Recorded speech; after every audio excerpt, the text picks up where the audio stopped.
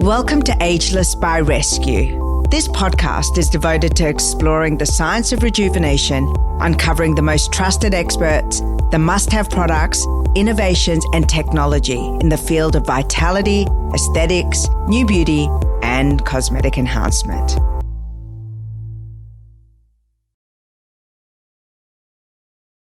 I'm excited to introduce you to my friend, Claire Aristides, an expert on Rescu, a clinical hypnotherapist, as we heard before in the introduction, and a champion for aging beautifully. Claire, welcome to Ageless, the podcast. Hello, thank you for having me. It's exciting to be here. We've had this conversation before as, woman to woman, particularly, I think, we've had the conversation about brain fog and what happens to your mind and your sharpness after you have children.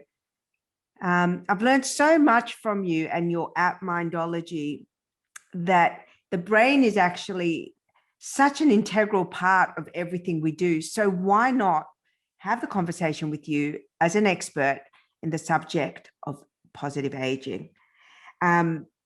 Let's talk about your journey into getting into clinical hypnotherapy, because there's a direct link with being ageless. Yeah, very much so. So 20 years ago, my dad was diagnosed with a very fit, healthy man in his 60s, diagnosed with lung cancer, and was given 12 weeks to live. That in itself is, interesting statement, sort of a death statement, I suppose, for someone. You have 12 weeks left. And he, the oncologist at first the first oncologist wouldn't treat him. So we ended up seeing a second oncologist and doing chemotherapy. But alongside that, a dear friend of his from his golf club said, "Tony, I haven't told you this about myself, but I'm actually a hypnotherapist."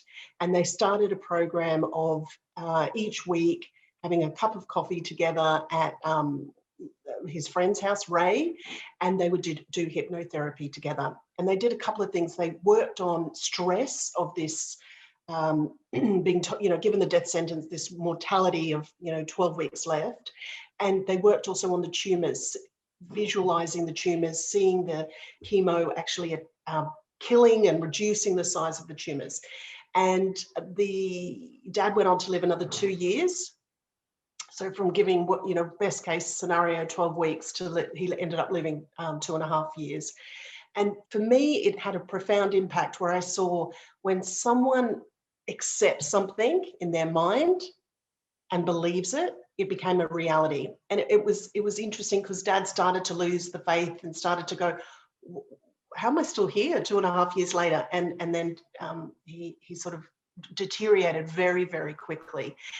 And it is important to say, I believe hypnotherapy is powerful in conjunction with modern medicine. So no way would I suggest or advise to not, Dad have not used the hypnotherapy, used the chemo, but it was the combination of the two, that belief and that mindset, and telling himself at an unconscious level that he had some power over his body and his health and what was happening to him. And he had power over dealing with the stress of what was going on for him. And it had a profound impact on me that fast forward 15 years later, I was having some issues with fertility, and I came back to hypnotherapy, and then I decided to train as a clinical hypnotherapist and understand I'd sat on the couch, if you like. I wanted to sit on the other side of the couch and be the practitioner.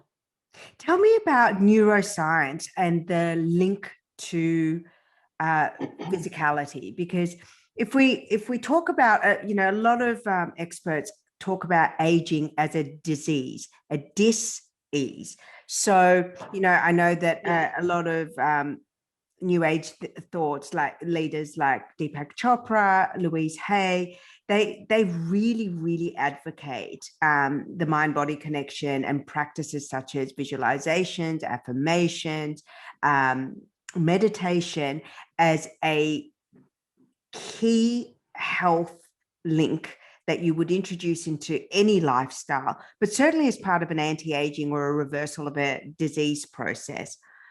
What have you found in the clinical studies that you've studied in your clinical practice?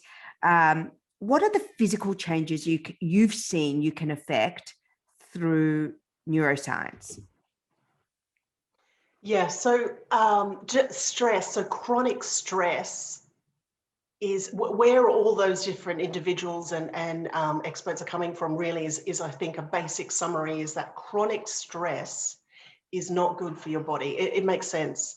It's not good for in terms of you're releasing chemicals and hormones in your system that over time are damaging your body, your mind and your body relationship. So I think that's important to say. What people I think sometimes feel overwhelmed with all the options. What meditation, affirmation, visualization, exercise, sleep, diet, all they're coming from in an overall perspective is helping you manage I suppose the performance, the mental performance of yourself and the mental well-being of yourself, because the mind and body connection is profound. So, I mean, one very powerful neuroscientist that I recommend your listeners look into or follow is Dr. Lisa Feldman Barrett. And what she's a psychologist and a neuroscientist, and she recently she's done studies where she has participants in her research lab, and she'll have them in their testing mode and testing all their brain activity, and she'll read them a paragraph where they're told that they're driving late at night, they've been drinking, they lose control of the steering wheel, and effectively she narrates a car accident. And but what she records is that all sorts of brain activity happens. The eyes, and no one can see; they're all locked in the chamber. The heart rate, all sorts of cortisol is released into the system. The heartbeat, blood pressure. Their bodies are like they're in this car accident, and she's proposing that language is a very powerful tool for us, and we interpret things and can internalize things, and it becomes stressful to us. So her narrating a paragraph became a very stressful situation for those participants, and she's scientifically shown that through her results. I've heard you speak a lot before, and one of the things that I absolutely loved and learned from you is that every time we speak, we're performing an act of self-hypnosis. So the idea that language can play a powerful role in firing off stress hormones that are ultimately aging and attacking ourselves. And, we've all heard of the example of someone who had something terrible happen to them, and we've heard they went gray overnight, or it's tripped them into some kind of a health crisis. It's triggered the loss of your periods. Often happens with women, hair falling out, exactly, alopecia, rash, all sorts of things that weight the body gain because you're eating too much, smoking, drinking, all related to stress, and it will affect you and age you. So I was thinking back to what you've said before about language being almost self-hypnotic.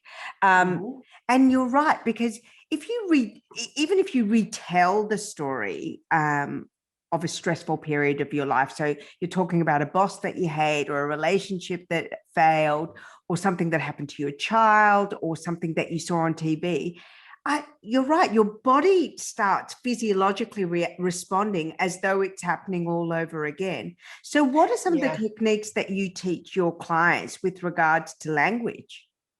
Yeah, so there's a fascinating study that was done in Harvard, where again participants, one group was asked to play the piano, the same piece of music 5 times, 5 days, 2 hours a day. And then another study group were actually asked just to visualize playing the piano 5 days a week for 2 hours today, and exactly the same music. And their results showed that the same brain activity happened for the group that actually physically played the piano, reality, and then the group that just visualized in their mind playing the music in their mind. So that's the visualization group. So the exact same brain activity. So when we do rehash and go over things, I'm leaping a bit because this hasn't been done as a study, but when we go over things in our mind and rehash them and use the language of he said this to me and that happened to me and that, our body is reproducing the same. Based on the study, on the theory of this study, we are reproducing the same physical reaction inside our cells. And we kind of know that anecdotally. What will be really interesting is to neuroscience to keep studying this and showing the impact our thoughts have on us, both from visually seeing things and then interpreting things through what we hear in language and communication. With all my clients and with the Mindology app, I encourage everyone to start understanding their language patterns.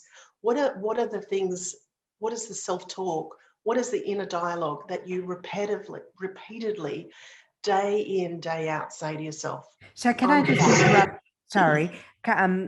Let's talk about this in the context of aging. So, you have friends who say, oh, I feel old. I feel 100 years old, or, oh, I'm too old for that, or I'm exhausted. Is that the type of self-talk and dialogue you're talking about? That is part of it. It could be even things like if we're talking about stress relating to aging, I just, things never work out for me. I never find Mr. Right. I'm never going to be happy. Or that's always, even things like that. Just starting to understand the stories, your inner stories to yourself, what you repeatedly tell themselves, and are they where you want to be in reality? Or you can choose to be in the loop of negativity, but do you want to get out of that? Because it means that you'll be calmer, more positive, more empowered. Things will open up for you. You might choose more positive decisions for yourselves and choose lifestyle choices that support living a healthy life. So one of the things, we talk about with Ageless is all the different tools that are available to you on the journey to your best, most vital self, because Ageless means so many things to so many people. For some people, it's purely physical. For some people, it's really the mind.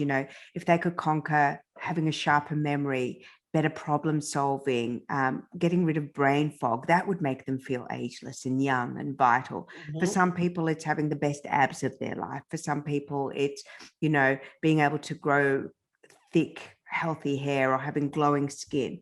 When you work with the mind in the context of hypnotherapy, can you share with us, how hypnotherapy could work to support some of the activities or some of the habits or some of the rituals you want to create in your life as part of your vitality plan?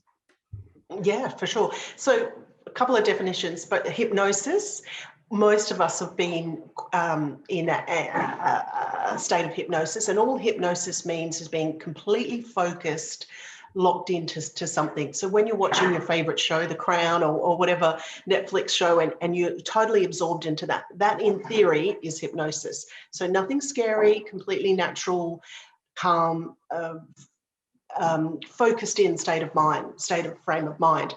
Hypnotherapy or self-hypnosis is where you take yourself into a calm meditative state, and you use language directed to where you want to go with regards to a goal. So it could be more confident. It could be I'm going to take care of myself. Whatever the goal is for you.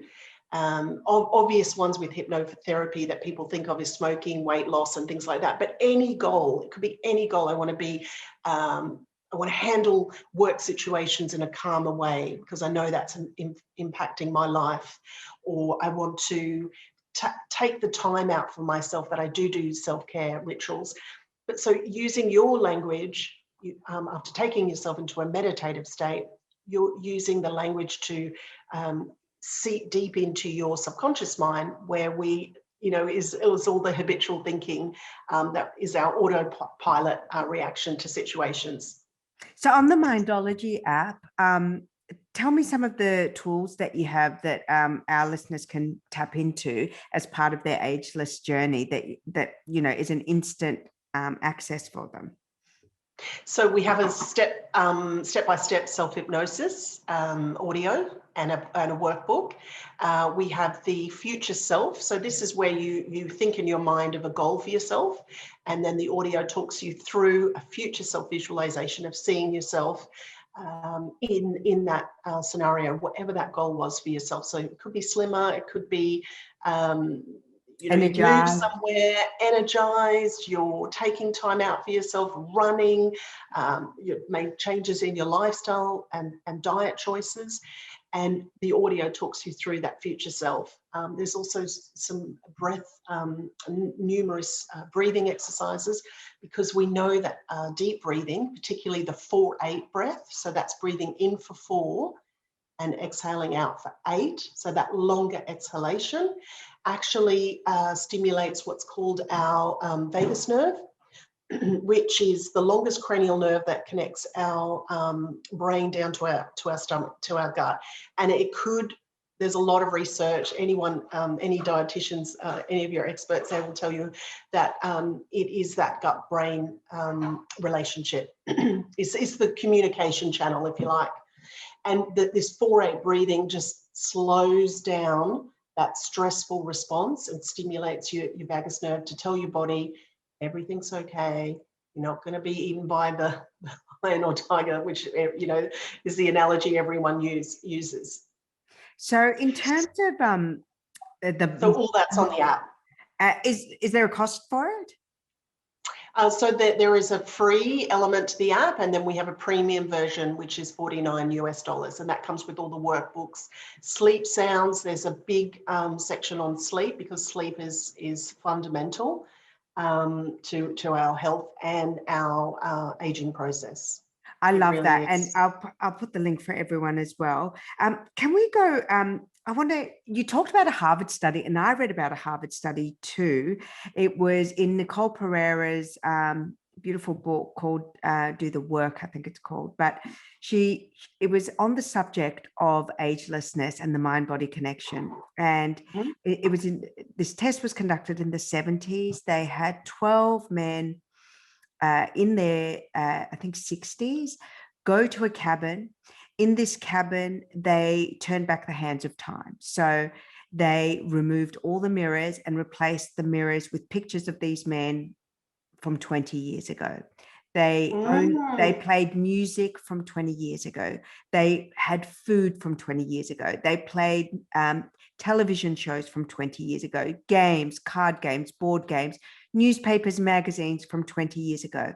And these gentlemen lived in this cabin for 7 days, and they had all these health and age markers measured before they went in, and then 7 days later, there was reported reduction in rheumatoid arthritis, a change in insulin levels, a change in weight and how much weight they could lift, how far they could run, an enormous physiological anti-aging happened simply because the stimulus and the environment was set up for them to live as though they were 20 years younger.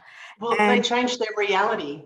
Their reality went back 20 years ago. And to me, I've played this game with myself before. I've certainly caught myself with language, and I don't participate in any conversations, for examples, of anyone who wants to moan and groan about being middle-aged. I don't feel middle-aged. I don't want to hear about other people feeling middle-aged, because the reason I launched Ageless is because I believe that it's not about a number. It's about a health, a vitality, a mindset.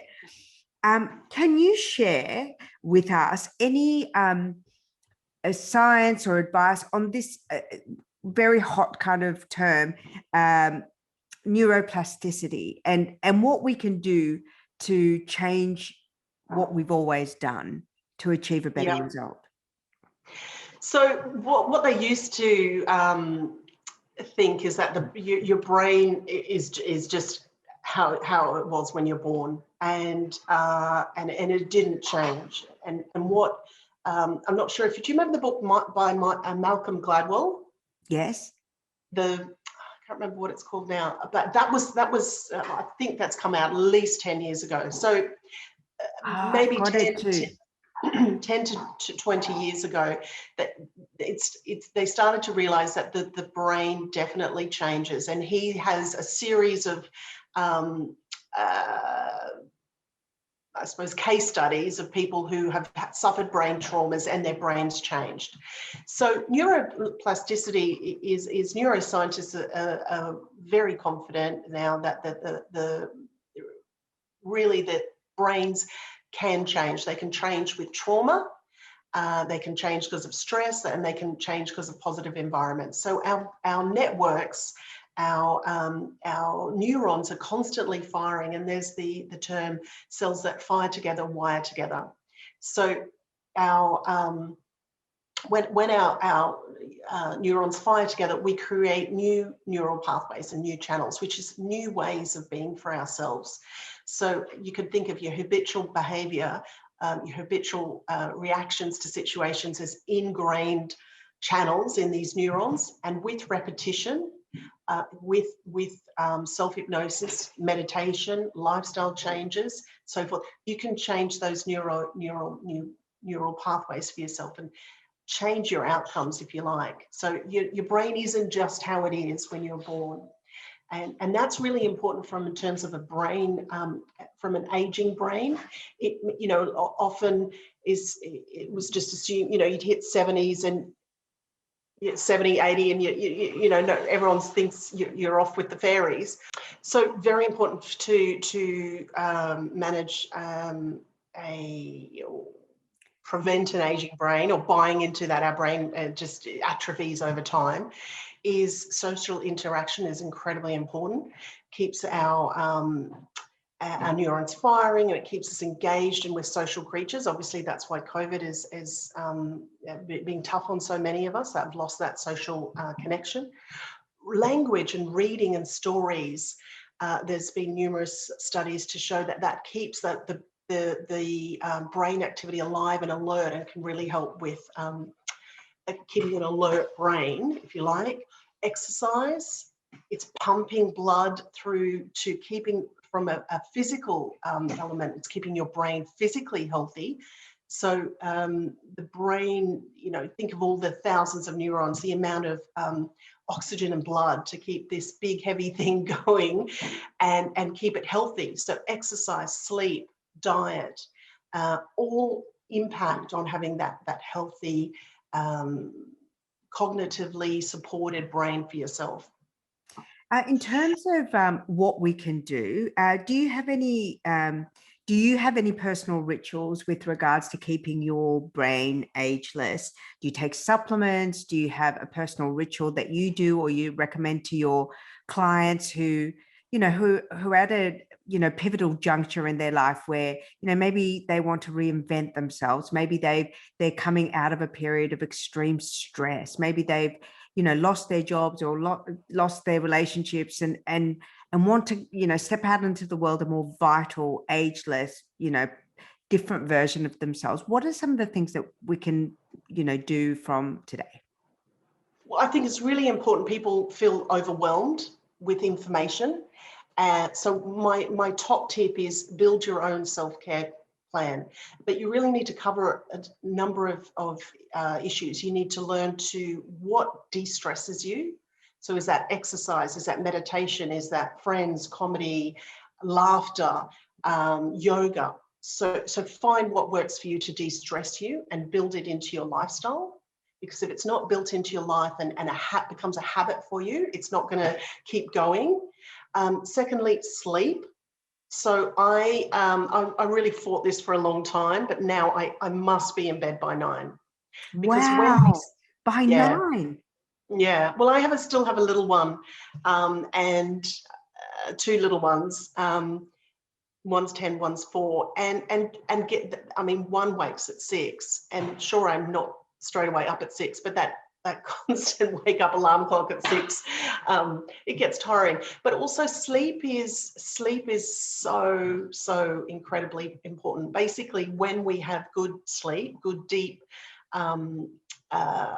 restful deep sleep, delta sleep, where our brain goes into the delta brainwave, basically it's like the cleaners come in and they wipe down the surfaces, put the rubbish in the bin, clean, pack everything away, and they do all this housekeeping.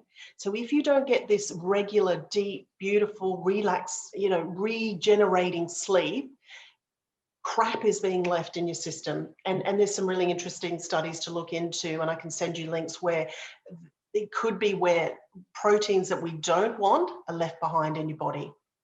So sleep, if we were going to focus on anything, it would be, how do you get the best sleep you can? How do you make your routine and your lifestyle support you so that you sleep well? And then your language and your to yourself. What are you saying? What affirmations can you say to yourself and bring it in part of your routine? So as you're brushing your teeth or doing your walk or doing your run, what affirmations can you say that empower you? And again, is that positive language and that uplifting you? What would you recommend if you were building a hypnosis track for us for Ageless? What would be some of the positive words or positive phrases that you think, we could incorporate into our lexicon and into our meditation or hypnotherapy, self-hypnosis practice? Well, it has to resonate with you. So some idea, I say as I wake up each morning, because I'm still in a, like I'm not consciously awake yet. So that's a really, really good time to plant what you want in your mind. So as I'm waking up first thing in the morning, I'll say I'm calm and confident. I often describe in my mind what I want for my day, how I want to see the end of the day. I often talk about my career goals to myself, and I really just reiterate exactly what I want for myself. And it does take time, but you start to see you're starting to move in exactly the direction you want. You're just day in, day out reinforcing things. I like an analogy with an athlete, an elite athlete, because an elite athlete is every single day brainwashing themselves that they're the best sports person in their chosen profession. And you yourself, we need to brainwash ourselves. And I know that has a negative connotation, that term, but I mean in reinforcing day in, day out, repetition of exactly what you want. I've talked about my skin, that my skin is, because I'm sort of a skin Obsessed. Obsessed, yeah. And I never go in the sun, but I've even done some sessions where I just see my wrinkles just fading and softening, and yes, that whole skin dewy. I've told my mind that, and I know people might think that's completely out there, but what the mind believes, the body follows. I have two examples of that in my own life. One is that I had really bad melasma on my forehead. It started before I had Lily, my daughter, and it followed me to my life, and it was so obvious, and you really can't cover up melasma. And melasma is one of those awful forms of discoloration of the skin. It can be set off by heat. And I decided, because I've had experience in mind over matter before in my life, in self-hypnosis and affirmations, I decided that I was going to get rid of my melasma by sheer force of will, by language, by speaking to myself. And I told my body that I didn't want the melasma anymore. It had served its purpose. It had reminded me that I needed to take better care of myself internally and externally, that I didn't want to wear things on my face, and I cured my melasma. And look, I also do 1,000,008 different skin treatments. I'm deeply committed to my skin. Yeah, me too. But it went. And another thing that I had is I used to get acne on my back when I was stressed in particular. And again, I thought, oh, I'm going to use, this technique that I've used before. So I spoke to myself and gently and kindly, and I said, look, I understand what this physical reaction is trying to tell me. You're telling me that I'm stressed. You're telling me that on the front, I look perfect, but in the back, I'm covered in welts and pain and an eruption of stress. So I'm going to take care of you, body. I'm going to hear you, the message that you're sending me. I understand, but I don't want this anymore. I don't want these treatments. And I've never, ever, ever had another spot on my body since. So, it's not curing cancer. It's not removing wrinkles, but they're two examples of two massive physical changes that I was able to experience in myself. So I would love to hear your self-hypnosis on softening wrinkles, because I'm a believer, and I reckon a lot of our listeners would love that. So if you ever, well, you could listen to it as you're actually doing your skin routine. So you're reinforcing it. I mean, a lot of people assume that self-hypnosis, you need to be lying down, sleep, in a trance. You day in, day out. You could think of it also like intentional meditation or the mantra meditation, just day in, day out. I talk a lot about sports analogies, but one of my heroes is Muhammad Ali, and he brainwashed himself to be the best boxer. So he day in, day out said to himself, "I am the greatest." And you asked me what affirmation people would say, and I've got a challenge. Spend half it. It's words I wouldn't choose as a female. It's very much also an athlete's words. But spend half a day saying to yourself repetitively, not out loud, just in your mind, "I am the greatest. I am the greatest," and you'll watch your posture change. I personally felt lighter. I felt like nothing really was that much of a challenge. So again, it's a half a day, and then get everyone to report back to you how they feel, and put aside that it's probably words you wouldn't choose to say. As I said, it's very much an athlete's choice, but it just sort of unlocks. I found it really unlocked me feeling stronger, more vital. This vitality, and this like, I can do anything. And it's also uplifting. So if you are feeling down, you've got to have those circuit breakers to get you out of it. Because when we do, and I must acknowledge though, any listeners with mental health, severe depression, bipolar, schizophrenia, these suggestions are not intended for them. If you have a serious mental health issue, you really need to see a medical practitioner, psychiatrist, and be diagnosed properly and have proper treatment. But from a mental well-being point of view and mental performance, these are very, very important tools and techniques to help you cope with.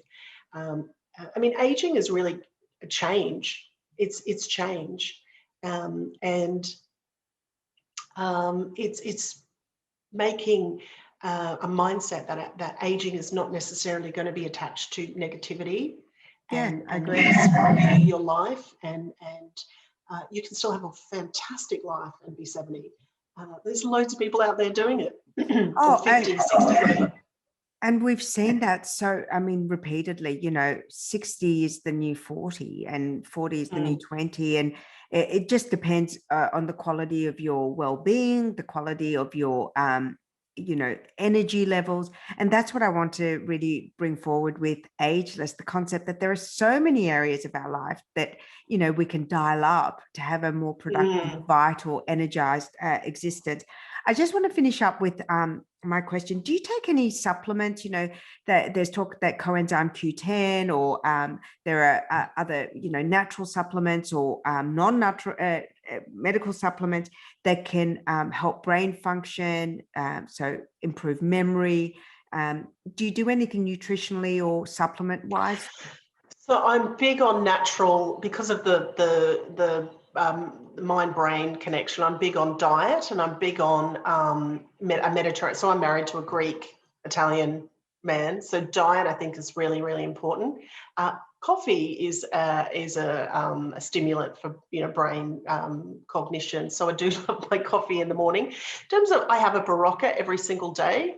I do think that I'll have a coffee in the morning, good sleep, exercise. I have in the afternoon, say after lunch, I'll have a Barocca because it's packed with vitamin C, vitamin B, vitamin D, magnesium. I'm using a magnesium spray now.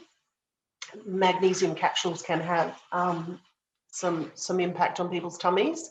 So I like to keep lots of water, which I can be,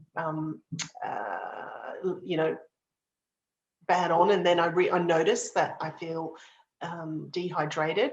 But I am looking into some interesting supplements at the moment. Are you taking any? Have you got?